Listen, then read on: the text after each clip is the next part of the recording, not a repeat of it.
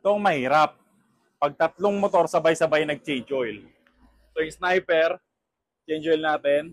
Yung TRK, kailangan ni-change oil. Yung Sigma 250, kailangan ni-change oil. At lahat yan, Inox Protect 40 Premium. So itong Sigma, every 2,000 kilometers, change oil. Ito naman, kailangan natin i-change oil kasi babiyahe siya ng norte. At ito naman, pagbalik ko, magre-racetrack tayo. Kaya kailangan ko na rin siyang i-change oil. Ang kailangan ditong oil, tatlong litro. 1 litro, tapos 1.3. So ubus tayo ng 6 na ganito. 6 na Inox oil para swabe yung takbo ng mga motor na ginagamit natin. Isimulan mo kagad ah.